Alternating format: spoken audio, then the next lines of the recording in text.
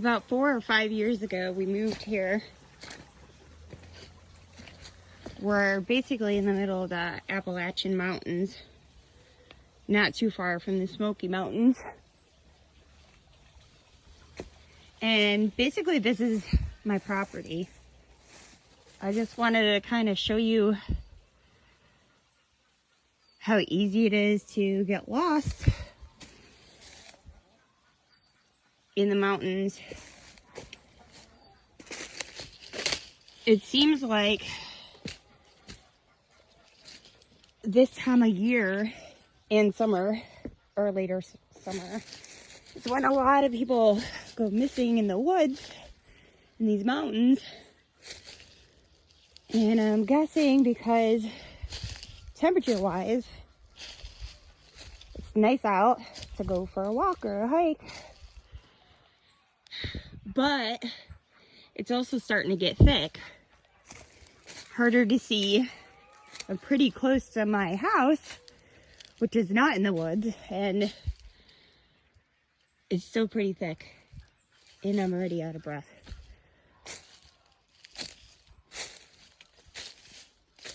So as far as missing people go, in the national parks and the mountains, stuff like that, I kind of have some theories.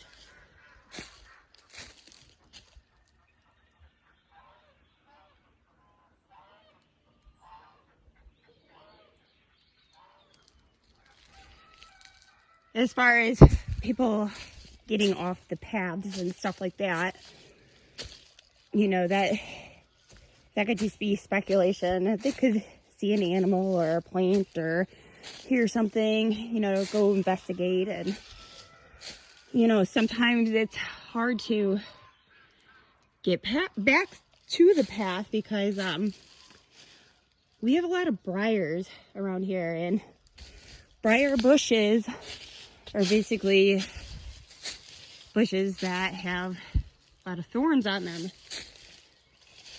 And I mean, again, this is just my opinion, but even when I try to go and walk my property, most of the time I can't walk in a straight line because, you know, even small twists and turns and stuff like that could turn you completely around. And if you're trying to walk straight and you walk into, even here, I don't know if you could see it, but there's thorns, so can't really walk straight. Gotta go around. There's also poison ivy, poison oak. We have venomous snakes. So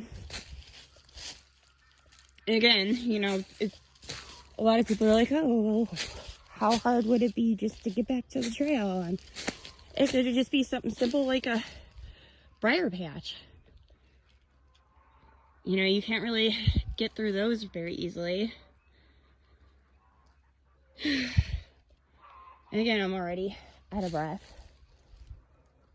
So another thing that I notice on YouTube videos is a lot of people are like, oh, it's so weird. You know, this person was found without clothes on, or all we found was clothes and stuff like that. My cat is following me. I don't know if you can see that. She's a Bengal. She's so cute. Anyways, advanced stages of hypothermia, you actually get hot. It's from nerve damage.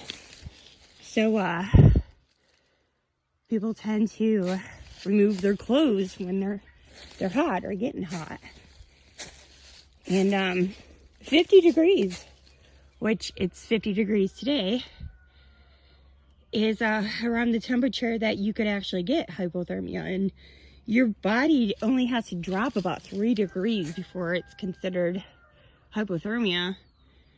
And I mean, everybody has had hypothermia, believe it or not, because the first stages of hypothermia involve shivering. It's your body's way to produce heat when you get too cold. After the shivering is confusion and staggering, and again, that could be another reason why people lose their way. Because, you know, you're staggering, you're not walking in a straight line, you're confused, you know, you can't figure out anything, you know, how to get out, whatnot. It's very scary. But, air temperature around 50 degrees, you could get hypothermia. Water temperature about 60 degrees, hypothermia.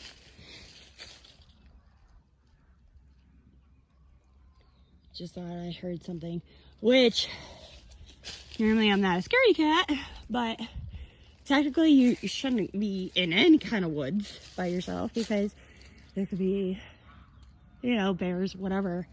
And even though bears technically give birth in the winter, they're not very active because, you know, baby bears are born blind and they don't move around too much. But about now is when mama and cubs are out, and that is extremely dangerous. Like, very, obviously, as you can imagine. If you go to state parks, a lot of tourists, hey cats, a lot of tourists get yelled at because everybody wants pictures with bears. You don't. It's really stupid. Bears, moose, elk, they're all very dangerous. And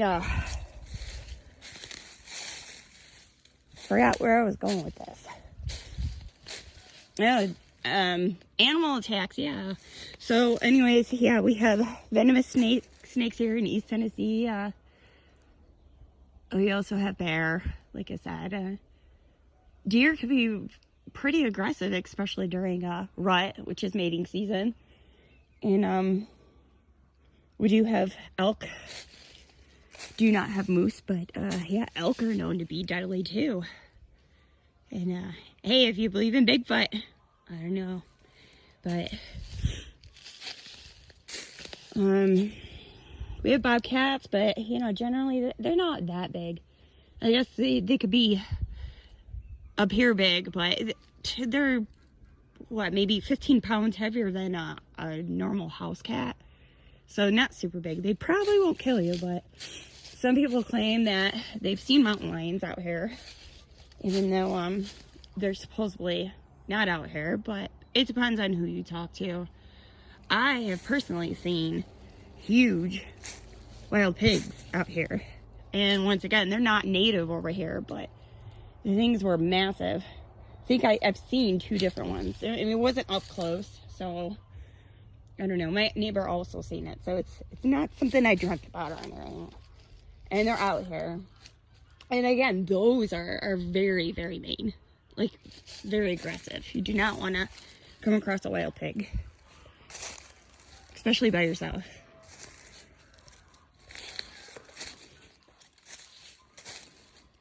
So yeah, as you can see, there's a lot of down trees and stuff like that, and again, that could make it hard to walk in a straight line.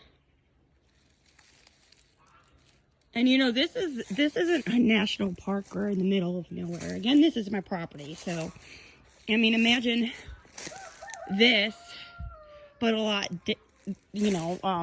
thicker, denser. It's very difficult to navigate. And a lot of kids go missing. Imagine being a kid and already not having a lot of the common sense that most adults should have. Again, hypothermia. I really think that has a lot to do with missing persons, and some people even say, well, their clothes might have found neatly folded or taken it off. It's not like they just were stripping as they were walking, kind of thing. And even if you're walking or hiking right now, obviously this is not flat land, so it's going to take some exertion and you're going to feel warm. So if you're lost and you're getting warmer or whatever, you might sit down, take a break, take off a layer of clothes. It's not like you're gonna rip it off your body and throw it. Doesn't mean that, you know, you have advanced stages of hypothermia if you feel like you're getting hot while hiking either. I mean, I like to think that there's a lot of mysteries, and that's right up my alley. I love the unknown, but I think a lot of this has a logical explanation. So, stay on the path.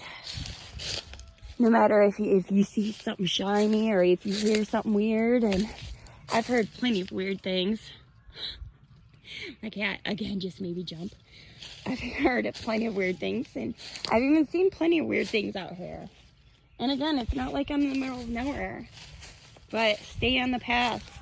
Do not wander in the woods, especially by yourself. And if you do, stay out of the wind. Stay out of any rain. You know, don't strip down. And I know easy said than done, especially if you're suffering from confusion or whatnot. But hunker down. If it's windy, get out of the wind. Something like that could save your life, literally.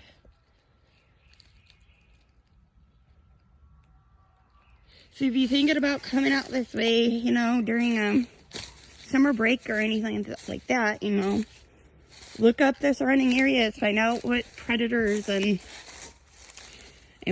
do's and don'ts, and stay away from wild animals, and stay away from poison ivy. Every single year I get poison ivy. Even if I don't go in the woods, I somehow get poison ivy, and it's terrible. But not sure how many times I could say I'm trying to think of if I covered everything. I've only walked in very little in the woods, and you could definitely see how dense and kind of dangerous. Some areas are mushy or thick with leaf litter, and you really can't tell if there's any venomous snakes because they could be under any kind of log or any of the leaves. So stay safe, stay warm, wear layers when you go out hiking, but thin layers. So if you do get warm, you could take off layer by layer, and, you know, you could still be comfortable, but safe.